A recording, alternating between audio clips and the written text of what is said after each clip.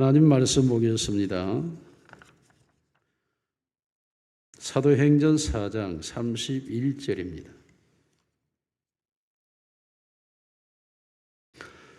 빌기를 다하매 모인 곳이 진동하더니 무리가 다 성령이 충만하여 담대히 하나님의 말씀을 전하니라. 아멘. 우리 옆 사람과 인사합니다. 사랑합니다. 축복합니다. 당시 최고입니다. 어느덧 3월이 되고 도무지 변화가 없을 것 같이 칙칙하고 어둡고 시커멓던 나무들이 벌써 꽃망울을 피워내듯이 우미 돋고 순이 돋아나고 있습니다.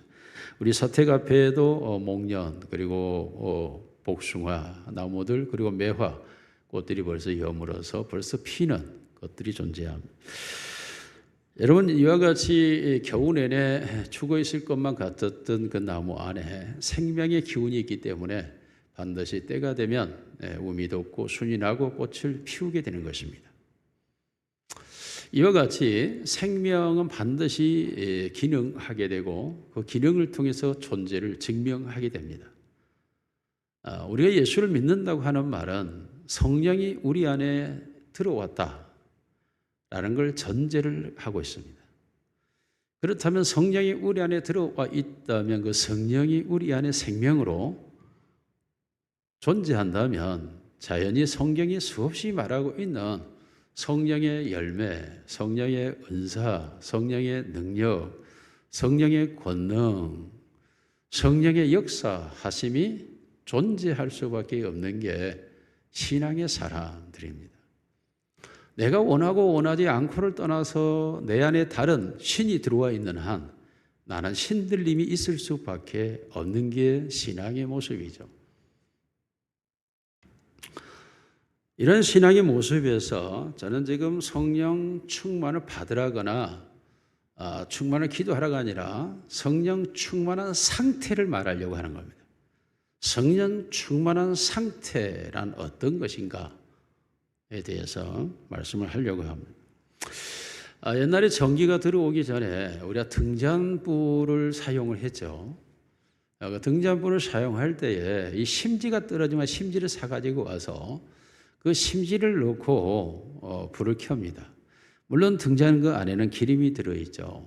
그러면 여러분, 불을 밝히는 것은 심지일까요? 기름일까요? 네, 불이 심지에 붙어 있지만 실제 불을 밝히는 것은 기름입니다. 심지가 기름을 빨아 올라서 그 기름이 불을 밝히고 있기 때문에 그을음이 생기지 않고 연기가 나지 않고 환하게 밝아지는 것입니다. 그러나 만일에 기름이 떨어지면 이 심지가 타기 때문에 그을음이 생기고 냄새가 나기 시작하고 곧 심지는 타버리고 없어져 버립니다. 마찬가지로 우리가 심지라면 우리 안에 성령이 우리 안에서 역사하고 있다면 내가 타오르는 것이 아니라 성령을 태우는 것입니다. 사람들이 흔히 신앙생활을 자신의 힘으로 하려고 하기 때문에 지치고 힘들고 어려워합니다. 이것은 끊임없이 그름을 내고 냄새를 피우고 그리고 순식간에 타버려서 그렇게 열심히 하던 사람이 언젠가 어디로 사라져버립니다. 이는 성령의 태움이 아니고 기름을 태우는 것이 아니라 자기를 태웠기 때문인 것입니다. 신앙의 세계, 하나님의 나라에 대한 역동적인 상황은 내가 아닌 하나님의 성령이 주체가 되고 그의 능력과 그의 권세와 그의 힘이 역사하여 신앙의 세계를 이루어가는 것입니다. 우리가 어렸을 때에 펌프질하는 물이 있어요. 가서 바짝 주변이 말라버리고 기계도 말라버렸지만 거기에 물을 한 바가지만 부어놓고 펌프질을 하게 되면 언제 그러냐는 싶듯이 물이 콸콸콸 쏟아져 넘쳐나면서 주변을 적셔버립니다. 하나님의 성령이 우리 안에 말라버린 것 같지만 우리가 하나님의 성령과 매치가 되는 것 순간에 우리 안에 성령은 폭발적으로 역사하게 되고 성경이 말하는 디나미스라고 하는 놀라운 힘, 폭발력, 이 폭발적인 이 힘이 우리 안에서 역사하기 때문에 내가 아닌 하나님의 성령이 나를 통하여 자신의 일을, 자신의 뜻을 이루어가는 것입니다. 오늘 본문의 사건은 3장에서 성전 미문에 앉은 안전뱅이를 일으킨 사건이 발생합니다.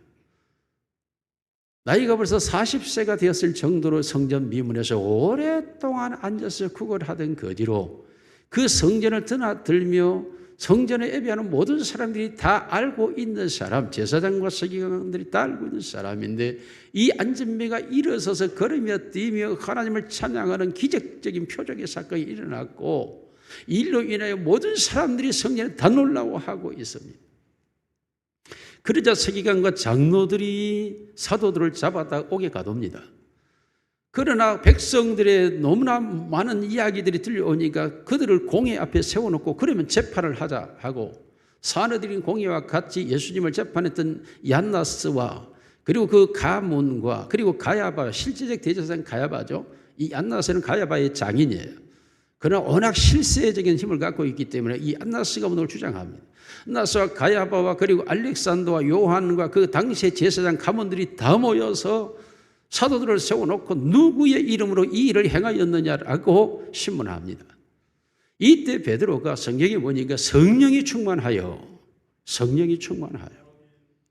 이 안전뱅이가 일어난 이 사건에 대해 이 착한 일에 대해 너희가 우리에게 묻는다면 내가 말하겠다고 하면서 베드로가 너희가 못 박아 죽인 십자가에 달리신 그 예수 그리스도의 이름으로 이 안전뱅이가 일어나 걷는 것이라고 말하면서 누구든지 주의 이름으로 아니하고는 구원을 얻을 수 없다라고 베드로가 외칩니다. 이때 이 제사장들이 저들이 누구인지를 알고 범인으로 알고 있었던 저들이 기탄 없이 말하는 것을 보고 도대체 이게 무슨 일이냐 저들이 기이 여기고 백성들이 소란하여 저 베드로의 설교를 듣고 5,000명이나 회개하고 돌아오는 이 사건을 인하여 저들을 어찌할 수 없으면서 놓아주면서 경고하여 다시는 그의 이름으로 아무 일도 하지 말라라고 놓아줍니다. 처음으로 예수 그리스도와 그의 제자들이 승리한 사건입니다. 백성들의 힘에 의해서 사도들이 저들에게서 노임받아 자유함으로 풀려진 겁니다.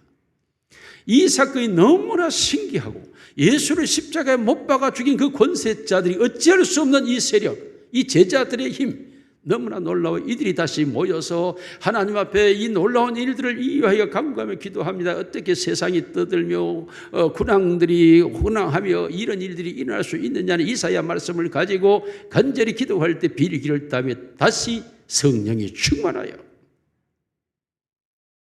성령이 충만한 상태를 사도행전에서는 우리에게 지속적으로 말씀을 하고 있습니다. 성령 충만한 상태가 바로 우리의 신앙의 모습이어야 되고 이게 참 신앙의 모습인 것입니다. 성령 충만하게 되면 우리가 세 가지로 크게 변화된 것을 바라볼 수 있는데 첫째로 하나님에 대하여 변화됩니다. 성령이 우리 안에 역사하게 될 때에 내 안에 일반적으로 인간이 가지고 있는 모든 지성과 감성과 의지가 성령에 정복당하고 그리고 그 모든 이성의 능력이 성령에 의해서 판단되어지고 그 모든 감성이 성령에 의해서 느껴지게 되고 그 모든 의지가 성령 안에서 이끌림 받기 때문에 결국 하나님에 대한 태도와 자세와 모습이 변화되어 버리는 것이 바로 하나님에 대한 성령의 사람들의 태도인 것입니다. 알 수 없는 새 힘이 내 안에 들어와서 나를 지배하는데 그 힘이 나로 하여금 무엇을 알게? 하나님에 대하여. 하나님에 대하여 눈이 열리고 귀가 열리고 마음이 열리고 심령이 열리고 하나님에 대하여. 내가 지금까지 이성적, 지성적, 지식적으로 알고 있었던 감각적, 경험적 체험으로 알고 있었던 그 하나님에 대한 내용물이 온전함으로 내게 일깨워지면서 그것이 현실과 사실로 내게 다가와 버리면서 살아계신 하나님에 대한 내 모습이 일어나기 시작합니다.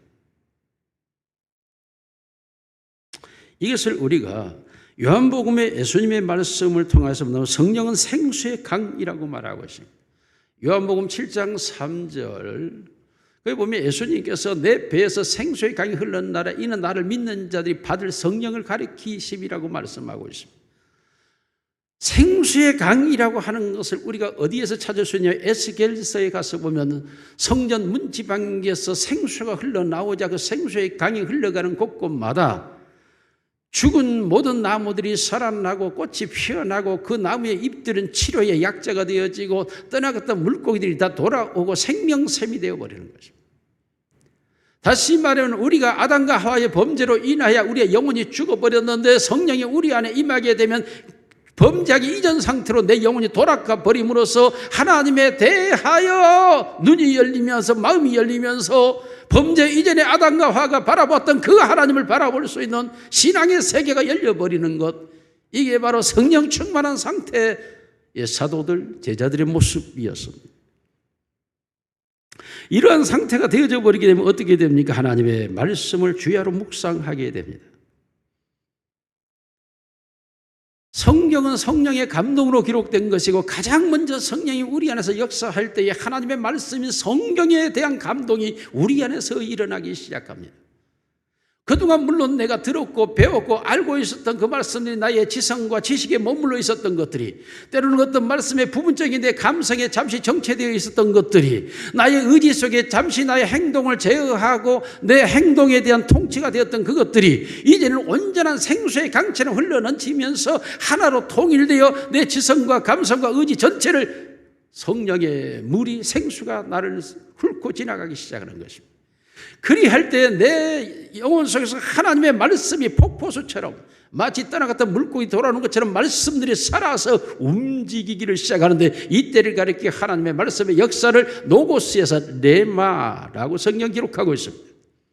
하나님의 말씀이 내 안에서 내게 새로운 힘과 능력으로 내 지성과 감성과 의지를 통치하는 능력으로 역사하기 시작하면서 하나님이 내 안에, 예수님이 내 안에, 성령님이 내 안에 주체가 되어 버리는 것입니다.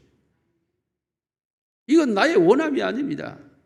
하나님의 은혜로 되는 것입니다.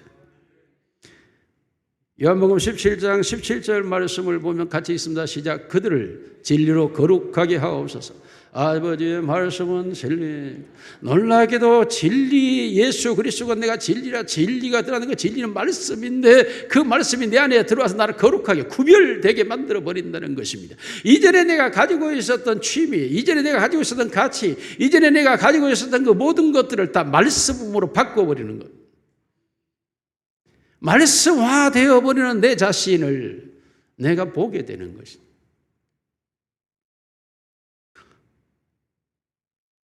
베드로전서 2장 2절 보면 시작. 갓난 아이들같이 순전하고 신령한 것을 삼아라. 이는 그로 말미암아 너희로 구원에 이르도록 자라게 하려 함이라. 여러분이 하나님의 말씀을 우리 순전과 신령이라는 단어를 사용했습니다. 순전하다고 하나님 말은 죄 없는 상태. 하나님의 말씀은 죄가 없는 상태의 모습이에요. 그리고 신령, 이거 영적 세계. 그러므로 하나님의 말씀이 내 안에 들어와 역사할 때 영적 세계에 대한 깨달음이 되어지게 되고 그 말씀이 순전한 죄가 없는 상태로 내가 돌아가게 되는데, 그 말씀이 내 속에 들어와서 날선 검이 되어서 나의 죄된 모습들과 나의 허물된 것들은 다 찔러 쪼개어 수술해버리고 제거해버리고 내 안에 새살이 돋아나고 새로운 심령이 생겨나므로 하나님에 대하여 온전히 느끼고 바라보고 알아가게 되는 상태가 되어버리는.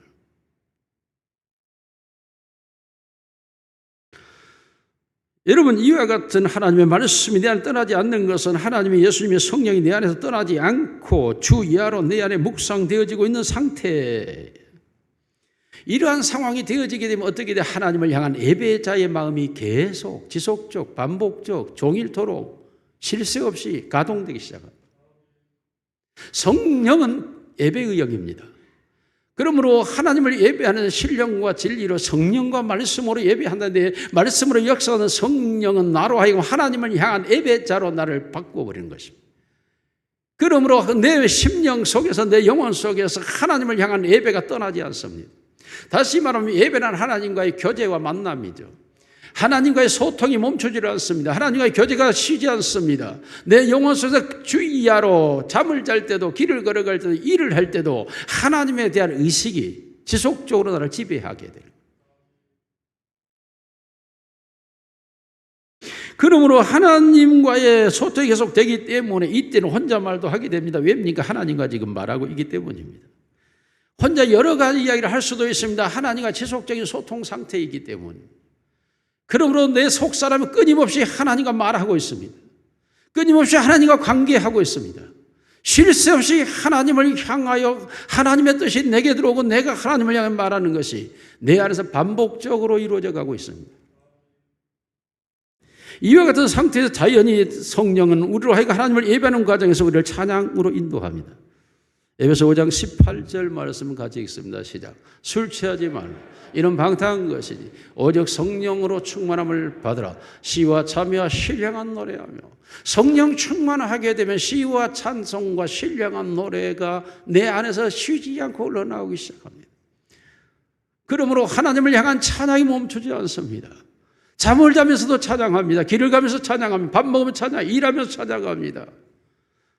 그러므로 찬양이 내 입에서 멈추지를 않아요. 끊임없는 찬송이 나를 지배하기 시작합니다. 나의 힘이 되신 여호와여, 내가 주를 사랑하노라.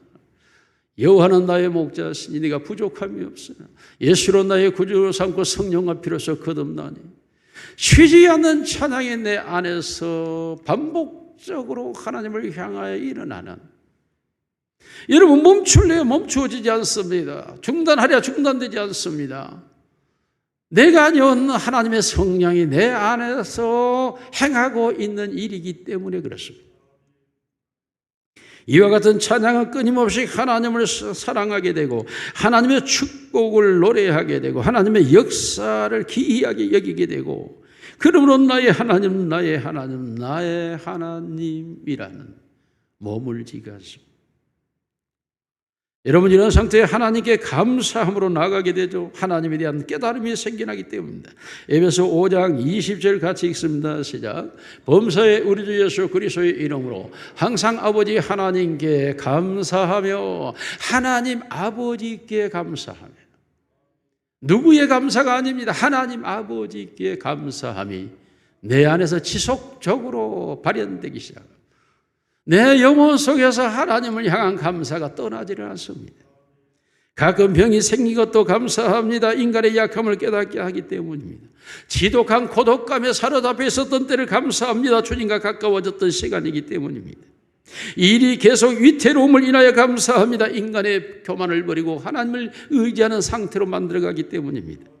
자녀들을 위하여서 감사합니다. 자녀들이 무거운 짐이었는데 내가 인간됨의 보람을 자녀를 통하여 느끼기 때문입니다. 먹을 것이 없음을 인하여 감사합니다. 굶주림의 서러움을 영혼의 부유함으로 채워가기 때문입니다. 그러므로 하나님을 향하여 끊임없는 감사가 쉬지 아니하고 성경이 말한 대로 쉬지 않고 기도하는, 기도가 멈추지를 않습니다. 하나님을 향하여 쉬지 않는 기도가 지속적으로 일어납니다. 성경에 쉬지 않고 기도할 수 있나요? 사람은 그럴 수 없죠. 하나님의 성령이. 여러분 우리가 의식적으로 하나님을 예배하려고 해도 예배가 안 됩니다. 우리가 의식적으로 나 하나님 찬송하며 살리야 해도 안 됩니다. 나 쉬지 않고 하나님께 기도하며 살 안 되죠. 우리의 신앙인들이 모두의 바람이 그것 아닙니까? 하나님에 대한 바른 관계를 가지고 살아가는 걸 원하는 것은 우리 모든 마음 아닙니까? 그런데 안 되죠. 그래서 우리가 힘들어하고 괴로워하고 고통스러워하지 않습니까? 그러나 하나님의 성령이 충만해지면 놀랍게도 그 성령은 우리로 하여금 하나님에 대하여 태도를 바꿔버려요. 하나님의 존재가 실존으로 내게 있습니다.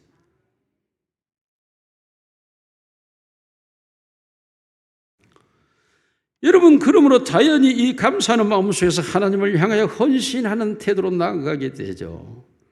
하나님 앞에 내 모든 삶이 드려지는 삶으로 먹든지 마시든지 무엇을 하되 하나님 영광을 위하여 한다라는 그 태도가 머리에 머물렀던 것이 내 무의식 세계 속에 형성되고 내 삶이 되고, 사도행전 같이 읽겠습니다. 5장 41절 42절 사도행전 5장 사도들은 시작, 사도들은 그 이름을 위하여 능력받는 일에 합당한 자로 여기심을 기뻐하면서 공양하다. 능력받는 일에 합당한 자, 주를 위하여서 내가 능력. 단순한 고통이 아니야, 단순한 모욕이 아니야, 단순한 비판이 아니야, 비방이 아니야, 능력. 이 처참한 상황을 받는 것을 기뻐하는 거야. 주를 위하여. 주를 위하여 자기 자신이 능력받는 상태를 조금도 주저하지 않습니다. 이와 같은 헌신의 자로 나아가는 것이 예수님께서 너희가 내 십자가를 지고 나를 따르는 자에 내게 합당하고 참 내 제자, 이것을 여러분 인간이 의무적으로 의도적으로 자기의 결단으로 십자가를 지고 갈 수 있는 사람은 없습니다. 하나님의 성령이 우리 안에서 역사할 때에 이 능력까지라도 짊어지고 주님의 길을 걸어가게 되는 줄로 믿습니다. 이와 같이 성령이 충만한 상태가 하나님에 대해 올바른 태도를 갖게 되는 것이죠. 성령 충만하시기를 주의 이름으로 축원합니다. 두 번째로 타인에 대하여 태도가 바뀌어집니다. 여러분, 타인에 대하여 태도가 바꿔질 때 우리의 타인은 가장 먼저 가정생활에서부터 시작되죠. 부부의 생활에서 먼저 시작되는데 부부의 생활에서 가장 먼저 일어나는 성령의 충만한 상태는 사랑과 복종입니다. 에베소서 5장에서 말하는 대로 서로 사랑하고 피차 복종하는 관계, 이게 부부의 형태입니다. 타인의 형태에서 가장 먼저 부부가 타인이죠. 여러분, 부부라고 하는 것은 인간관계에서 가장 멀고도 가장 가까운 관계, 가장 사랑하면서도 가장 미워할 수 있는 관계, 가장 필요하면서도 가장 짐이 되는 관계, 가장 소중하면서도 때로는 가장 불필요한 존재가 바로 부부입니다. 그런데 이러한 부부의 속에서 항상 갈등하고 번민하며 살아가던 부부의 삶 속에 하나의 룰이 생겨납니다. 사랑과 복종이라고 하는 룰이 서로에게 형성되어 버린 것입니다. 하나님의 성령이 사랑하는 부부를 향하여 사랑과 복종의 상태를 만들어 버리는 거죠. 아니, 사실 사랑은 복종이고 복종은 사랑이에요. 사랑하기 때문에 복종할 수 있는 것이고 복종하는 것은 사랑 이외에는 복종이 안 되는 겁니다. 인간은 결코 복종의 존재가 아니에요. 죄가 교만을 일으키기 때문에 복종하지 않습니다. 어느 때 복종합니까? 사랑할 때. 사랑할 때 복종하게 되는 것이기 때문에 사랑과 복종은 하나예요. 사랑하기 때문에 복종하는 것이고 복종하는 건 사랑의 힘이에요. 그러므로 부부가 사랑과 복종으로 하나 되어지는데 이 모습을 가리켜 성경은 말하기를 교회와 그리스도에 대한 것이라고 말하고 있습니다. 예수님께서 교회를 위하여 자신의 목숨을 피 흘려 주고 값주고 하나님께 복종시켰고 이가 바로 죄인들을 사랑한 주님의 마음이었다고 말했습니다. 교회가 예수 그리스도의 피로 값주고 팔리움을 위해서 그리스도의 사랑을 받은 자로서 그리스도에게 순교적 사명으로 복종하는 태도, 이게 교회예요. 이것이 그리스도와 교회의 모습이 바로 남편과 아내, 부부의 모습이라고 말하면서 가장 근본적으로 그리스도 안에 있는 부부는 서로 사랑하고 복종하는 관계라고 말하고 있습니다. 여러분의 가정 속에 여러분의 부부가 원수가 아닌 사랑의 대상이 되고 굴복의 대상이 아니라 복종할 수 있는 자가 되기를 주의 이름으로 축원합니다. 여러분, 이 세상의 죄악은 아내가 지배하느냐 남편이 지배하는 자를 갖고 권력 다툼을 하는 거예요. 이 나라 꼴을 보지 않습니까? 권력 다툼이 얼마나 무서운 것을 가져오는지. 권력 다툼이라고 하는 게 이렇게 무서운 죄입니다. 죄. 이게 부끄러운 줄도 모르고 이게. 그런데 여러분, 그 남 탓할 것이 없다는 말이죠. 오늘 우리의 가정에서 사랑과 복종의 관계를 이루어가야 될 부부 간에도 서로가 권력 다툼을 하는 거예요. 우리 살아가는 날 엄마한테 뭐 필요하다고 얘기를 하니까 너는 결혼해가지고 살면서 그런 말을 나한테 다 하냐 했더니 남편이 통장을 가지고 안 줘. 아니, 통장을 너가 갖고 있지 왜 남편이 갖고 오냐. 남편이 하는 말이 당신은 돈을 절제할 수 있는 능력이 부족하니까 내가 가지고 있어야 된다. 지금 모든 경제권을 남편이 가지고 있다는. 사라가 뭘 사고 싶은 모양인데 지금 살 돈이 없는 거야. 그러니까 엄마한테 전화를 해서 도와달라고. 뭐라 그러겠어요, 그러면? 야, 그 통장 너가 뺏어라.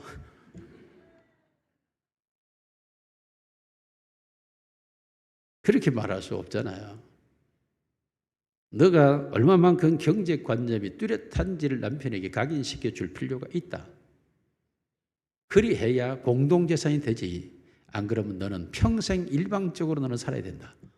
너 스스로가 그 부분을 깨달아야 된다. 아마도 평생 못 깨달을지도 몰라요.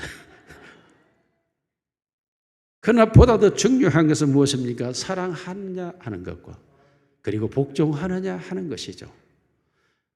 조금의 불편함이 있겠죠. 그러나 불편함이 사랑과 복종을 통하는 행복을 가져오는 것만큼 중요하지는 않죠. 그러므로 사랑과 복종을 통해서 약간의 불편함을 극복하는 것은 불편함이 되지 않습니다.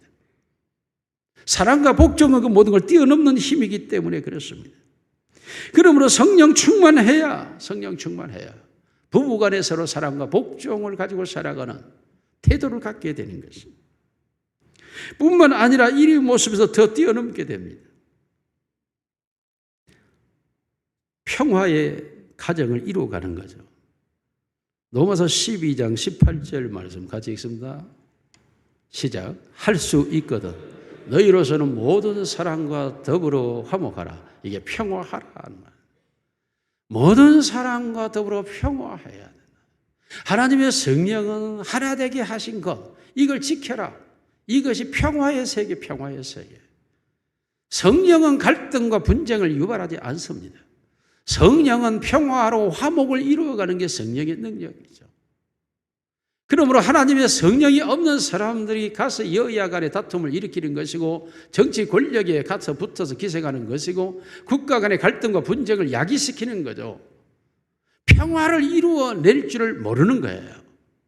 하나님이신 예수님은 이 세상에 오셔서 죄로부터 인간을 하나님과 평화롭게 만든 자요 죄가 없어져으로 사람과 사람끼리 평화로워야 되는데 그 죄, 탐심, 권력과 명예와 물질과 쾌락 이 욕심들에 사로잡혀 있는 탐심은 결코 평화를 가져올 수가 없는 거죠. 그러므로 교회가 교회되지 못하는 거죠. 교회가 평화를 이루어가는 게 교회인데 평화를 이루어가지 못하는데 이유가 딱 하나죠. 하나님의 성령으로 충만하지 않기 때문이에요. 성령으로 충만한 사람은 모든 사람과 더불어 평화한 것이죠. 성령 충만하게 되면 시비와 다툼과 분쟁이 사라지는 거예요. 왜요? 이것은 육체에서 일어나는 육체. 성령의 소욕과 육체의 소욕의 다름. 하나님이 없는 자와 있는 자의 다름. 하나님이 그들을 상실한 마음대로 버려두었기 때문에 불의와 추악과 탐욕과 악의와 시기와 분쟁과 다툼과 분열과 이러한 것들이 일어나는 건 하나님이 버려진 상태, 하나님이 없는 사람들의 모습이고, 그러므로 하나님의 성령으로 충만해지게 되면 모든 사랑과 평화하는데, 독일이 동독과 서독이 서로 통일될 때에 독일의 수상이 이런 유명한 말을 했어요. 만일 하나님이 용서를 거부한다면 천국은 텅텅 비어질 것이다. 지고 가는 짐 중에 제일 무거운 짐은 원한의 짐이다. 이렇게 말했어요. 하나님이 용서를 통하여 평화를 이루었기 때문에 우리도 원한으로 가는 이 무거운 짐을 지고 갈 것이 아니라 용서로 벽을 허물고 서로가 평화를 이루어 가자. 원한의 짐을 지지 말라는 거예요. 이 사람이 성령 충만했는지 안 했는지 모르지만 성령 충만하지 않는 사람도 이런 논리를 얘기를 할 줄 아는데 하나님의 성령을 받은 하나님의 사람들이 원한의 짐을 지고 간다면 이게 무슨 얘기입니까? 성령의 사람들은 모든 사람과 더불어 평화해야 할 줄로 믿습니다. 그러기 위해서는 용서의 담을 지나야 되죠. 용서의 강을 건너야 평화의 들녘을 만나게 되는 것 아닙니까? 용서의 강을 건너야 되는 거예요. 우리 속에 모든 사람을 용서할 수 있어야 평화의 들녘으로 가게 되는 겁니다. 예수님께서는 이 말씀에 대해 우리에게 놀라운 말씀을 하고 있죠. 마태복음 18장 21절 이하의 말씀. 디지털이 아니고 아날로그인가 방송? 안 나오네. 여기 나와야 되는데. 시작. 그때 베드로가 나와 이르되 주여 형제가 내게 죄를 범하며 몇 번이나 용서하여 주리이까? 7번까지 하오리이까? 이게 왜 이래? 예수께서 이르시되 내게 이르노니 7번뿐 아니라 7번이라도 그러므로 전공의 종들과 결산하려 하던 어떤 임금과 같으니 결산할 때에 1달란트 빚진 자 하나를 데려오매 갚을 것이 없는지라 주인이 명하여 아내와 자식들과 모든 소유를 다 팔아 갖게 하라 하니. 아니 왜 중간에 자꾸 그냥 그 다음 시작 그 중이 엎드려 청하여 이르되 내게 참으소 갚으리다 하거늘 그 종의 주인이 불쌍히 여겨 놓아보내며 그 빚을 탕감하여 주었더니 그 종이 나가서 자기에게 100데나리 온 빚진 동료 한 사람을 만나 붙들어 목을 잡고 이르되 빚을 갚으라 하매 그 동료가 엎드려 간과히 이르되 나에게 어서 갚으리다 하되 허락하지 아니하고 이에 가서 그가 빚을 갚도록 오게 가두거늘 그 동료들이 그것을 보고 몹시 딱하게 여겨 주인에게 가서 그 일을 다 알리니 이에 주인이 그를 불러다가 말하되 악한 종아 내가 내 빚을 전부 탕감하여 주었거늘 내가 너를 불쌍히 여긴 것 같이 너도 내 동료를 불쌍히 여김이 마땅하지 아니하냐 하고 주인이 노아야 그 빚을 다 갚도록 그를 옥졸들에게 넘기니라. 아멘. 자, 여러분 이 말씀에서 중요한 게 뭐예요? 1만 달란트 빚진 자를 주인이 탕감하여 주었는데 100데나리온 빚진 자를 이 사람이 탕감하지 아니하고 감옥에 가둬버렸다는 거예요. 이를 딱하게 사람들이 주인에게 말하니까 그 주인이 다시 불러서 나는 너에게 1만 달란트 탕감해 주었는데 100데나리온 빚진 자를 너가 그럴 수 있느냐? 너를 옥에 넘기겠다. 무슨 말씀이죠? 내가 너희를 용서하였는데 너희가 용서하지 않는다면 나도 너희를 감옥에 가두겠다. 용서가 없는 자에 대한 신앙에 대한 하나님의 심판을 말씀하고 있는 거예요. 이게 1만 달란트와 100도 아니라 1만 달란트, 한 달란트가 20.4kg이에요. 그러면 한 데나리온은 3.5g이에요. 3.5g. 이게 그러므로 6,000배, 한 달란트와 한 데나리온의 차이가 6,000배 차이가 나요. 6,000배가 이게. 그런데 여기 1만 달란트라고 했고 100데나리온이라고 했으니까 얼마나 차이가 납니까? 이게 60만 배 차이가 나죠. 이 말은 갚을 길 없는 걸 갚아줬는데 너는 그 조그만 3.5g의 데나리온 그거 하나 가지고 너가 그를 용서할 수 없었더냐? 내가 그렇게 많은 걸 탕감받은 자로서 그 적은 것 하나 탕감할 수 없었느냐? 주님의 진노가 용서이죠. 용서. 원한을 지고 가는 건 안 됩니다. 용서.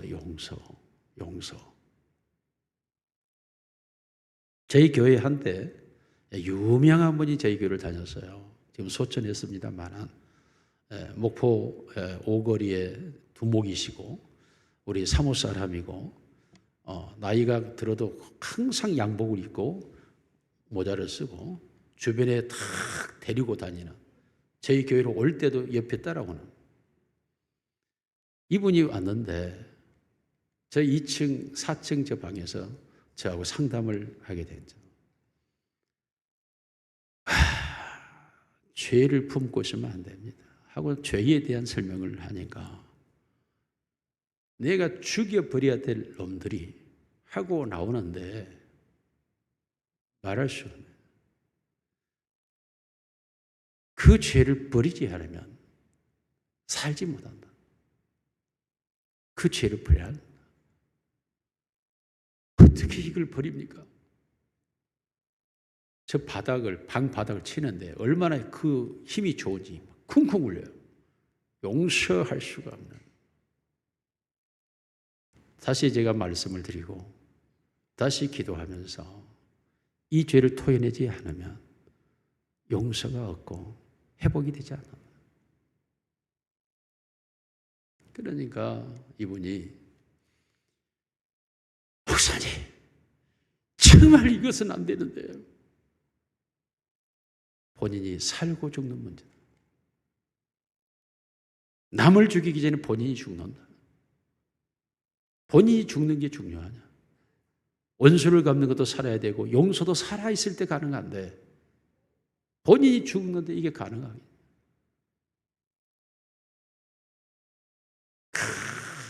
찬송하고 기도하고 또 찬송하고 기도하고 몇 번을 반복하고 난 후에 막 이 사람이 토해지기 시작합니다.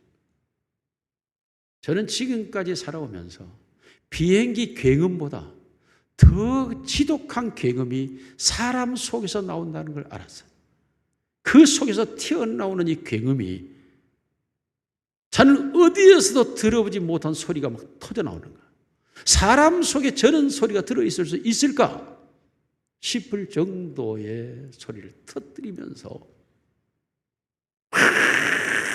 바닥을 치면서 양손이 피로 범벅이 되는데도 그것도 모르고 그렇게 우는데 한 시간을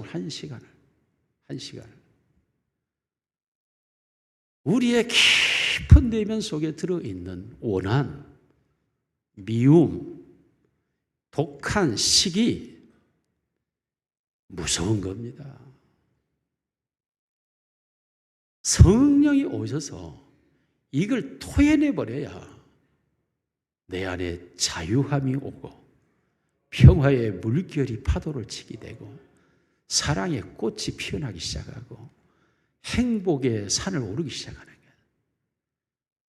이게 토해지지 않으면 이걸 담고서는 인간의 행복은 기대할 수가 없어요.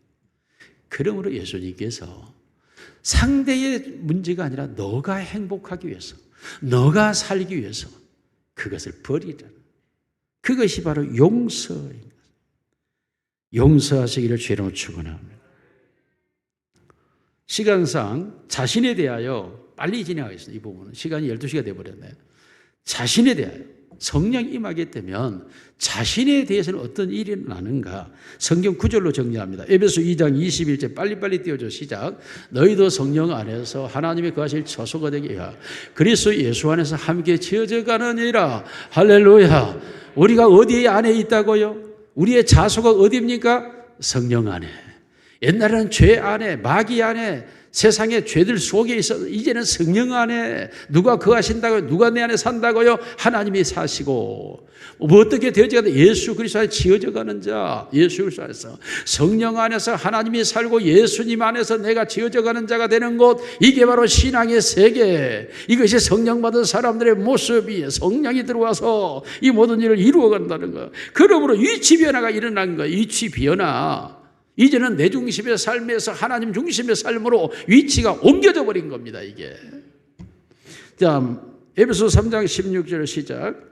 그의 영광의 풍성함을 따라 그의 성령으로 말미암아 너희 속사람을 능력으로 강건하게 하시오며 능력의 변화가 일어나 버립니다. 이제는 죄악에 매여 있었고 탐심의 죄악에 눌려 있었고 쓴뿌리에 갇혀 있었고 그리고 죽은 양심 속에 살고 있던 우리 속에 이 죄가 녹아져 버리고 뽑혀져 가므로 내 영혼이 자유함으로 풀려버리니까 내 하나님의 형상인 내 안에 있는 놀라운 이 영혼의 세계가 마치 동력의 땅을 뚫고 피어나는 울긋불긋 피어나는 수많은 풀잎처럼, 피어나는 수많은 꽃잎처럼 내 안에 우죽순처럼 온갖 아름다운 것들이 일어나기 시작해요. 능력이 바뀌어져 버린 거예요. 능력이 갇혀있던 능력에서 풀어져 버린 자유의 능력으로 내 영혼이 해방돼 버린 데서 오는 그 무한한 능력의 세계가 내 안에 펼쳐지는 거예요. 지난주일 설교에서 그 부분 약간 언급했으니까 지난주 설교 기억하시면 돼요. 요한복음 14장 7절 같이 읽습니다. 시작.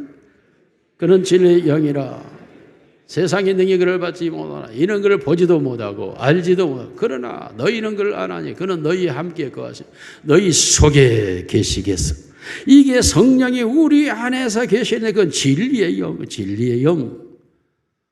성령이 우리 안에 오셔서 진리가 되어주신데 우리를 깨닫게 한다 그랬죠. 뭐죠? 죄에 대하여 의에 대하여 심판에 대하여 너희가 깨닫게 된다. 성령이 깨닫게 해주신다네. 진리의 영이니까. 깨달으니까 죄는 십자가를 믿지 아니하며 의는 부활을 믿지 아니하며 심판은 악한 사이가 사탄마귀가 심판을 쫓겨났다는. 진리가 내 안에서 이 세상에 참된 세계가 왔다는 사실을 깨닫게 해주는 거죠. 죄가 해결되었고 의가 성취되었고 이 세상에 악한 권세가 떠나가기 때문에 의의 권세가 작동하는 세상, 그 사실을 깨닫게 되니까 어떻게 됩니까? 하나님의 성령 안에서 하나님의 깊은 것까지라도 성령은 통달 하나님의 세계를 통달해 의와 평강과 희락으로 사랑과 희락과 평강과 온유 양성과 자비와 충성과 절제 같은 것들로 일어난 것들을 성령의 권능으로 믿음의 덕의 지식의 절제를 인내를 인내 형제 우애를 형제 경건의 사랑을 더하는 세계 속으로 나아가는 내 세계가 바뀌어져 버리는. 로마서 8장 9절입니다. 시작. 만일 너희 속에 하나님의 영이 거하시면 너희가 육신에 있지 아니하고 영에 있나니 너희 그리스도의 영이 없으면 그리스도의 사람이 아니니라. 인간 이 형만에서 예수 이 형만으로 바뀌어져 버린 거예요. 신분의 탈바꿈이 일어나 버린 것입니다. 그 예수의 영이 내 안에 들어와 버리니까 내가 탈바꿈 되어졌어. 사람이 아니라 예수 사람으로. 이게 바뀌어져 버리는 게 성령 충만한 상태예요. 고린도서 3장 16절 같이 시작. 너희는 너희가 하나님의 성전인 것과 하나님의 성령이 너희 안에 거하시는 것을 알지 못하라. 놀라게 돼. 육체가 하나님의 성전이 되면 성전 안에 세 가지가 있다 그랬죠. 하나님의 말씀이 김이 뭐라 표현하죠. 그 위에는 하나님의 분향, 나감향과 풍자향과 이런 향의 아름다운 향의 기도가 쫙 하나님에 올라가죠. 성령의 일곱 등대가 빛을 확 비춰서 어두움이 밝혀지는 거예요. 내 안에 하나님의 성령이 빛을 밝히죠. 진리의 말씀이 뜨겁게 달아오르죠. 하나님을 향한 분향 아름다운 기도가 쉬지 않고 향으로 올라가는 거예요. 그래서 불을 감금해라. 향을 꺼뜨리지 마라. 구약성경의 제사장들의 사명. 내 안에 하나님의 내 성전이 되어서 하나님이 내 안에서 이 일들을 이루어 가시는 뿐만 아니라 시간상 하나만 더 로마서 8장 14절 시작. 무릇 하나님의 영으로 인도함을 받는 사람은 곧 하나님의 아들이라. 할렐루야. 항상 하나님의 영이 나를 인도하는 거예요. 하나님의 영이 나를 인도하기 때문에 불의한 자리에 가지 않습니다. 억울한 자리에 가지 않습니다. 사로운 자리에 가지 않습니다. 안전함으로 항상 이끌어서 인도해 주시고 가게 하시고 하나님의 성령이 할렐루야 나를 인도해요. 내가 살아가는 세상이 아니라 하나님의 성령이 나를 이끌어가는 세상, 내가 존재하는 것이 아니라 하나님의 성령이 나를 통해 존재하는 세상, 이와 같이 하나님의 성령이 나를 이끌어가기에 오늘도 내가 존재하고 예배자가 되고 기도하는 자가 되고 하나님을 섬기는 자가 되는 줄로 믿습니다. 사랑하는 성도 여러분, 성령 충만하시기를 주님의 이름으로 축원합니다. 살아계신 우리 아버지 하나님 감사합니다. 성령으로 충만케 하옵소서. 우리 주 예수님 이름으로 기도드리옵나이다. 아멘.